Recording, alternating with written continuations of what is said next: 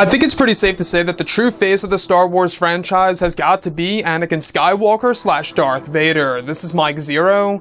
If you guys are new to the channel, do make sure to subscribe to see future Star Wars content. Now, we do know that J.J. Abrams plans on introducing a lot of twists and turns as well as surprises into this movie that will actually have connections to some of the sequel trilogy characters like KYLO, Ren, and Rey.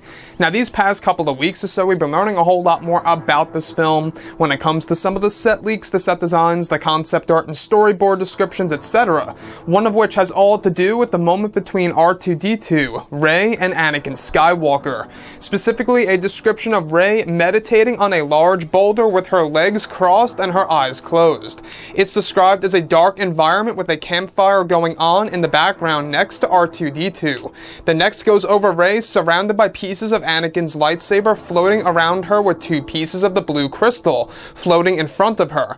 It's described that Rey hears voices of Anakin Skywalker, faint words and whispers from the character. Another goes over a front shot of Rey with a mysterious hooded figure behind her that is next to R2-D2 by the fire. By the time Rey turns her head around, the figure has vanished. It's described the figure was a shadow of Anakin's apparition, and it's described that both Rey and Anakin have a strange connection in the sequence in Episode 9. So I really want to go over a couple of parts about this that are really getting me very pumped up for this movie when it comes to the type of lore that J.J. Abrams will be inserting into this film. Now, we do know that J.J. Abrams is trying to go all out with this movie when it comes to pretty much connecting this film to the prequels and the originals and really inserting some surprising cameos in the mix, done in a different way. Now, we do know that he plans to implement the concept of the hybrid Force ghost of Anakin Skywalker, an original idea that he really wanted to have in Episode 7 that never made it to the final cut of the movie. So first things first, why is she meditating on a boulder within this dark environment that most likely is within the Lost City, if I had to take a big guess, because we've been hearing about this environment for the longest time now.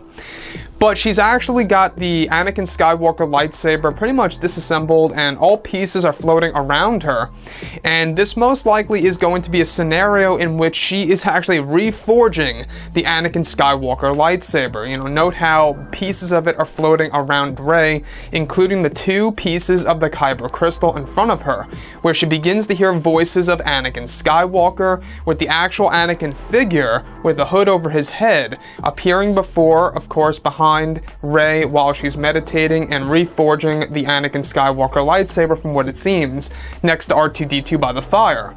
So the thing that gets me though is how these two characters have a brief connection with each other in the moment, and this really is raising a lot of questions on whether or not Rey is a Skywalker or if she is somehow connected to the Skywalker bloodline. Now, I know that a lot of you guys out there are really either A, very much up for the idea of Rey Skywalker, or B, are totally against it, and I totally understand that, I do. Because at this point in time, they really should have revealed that she was a Skywalker, if anything, right? If anything, in the middle film of the sequel trilogy, not at the very end of the actual trilogy.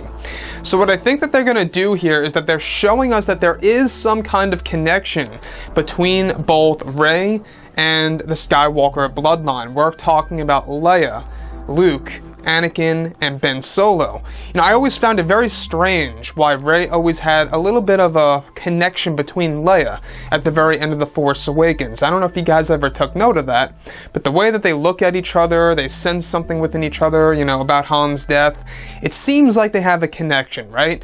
You know, for somebody that knew the other person for like, what, a day or two, it just seemed a little off to me that they had that type of connection at the very end of The Force Awakens.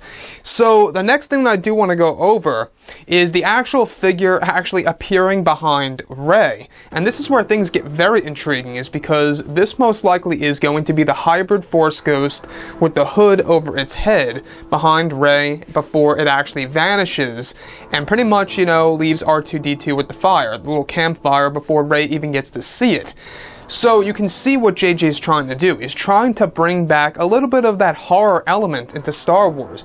You know, we kind of got that in The Force Awakens when Rey is like walking down the steps into Maz Kanata's basement and she hears screams of her younger self.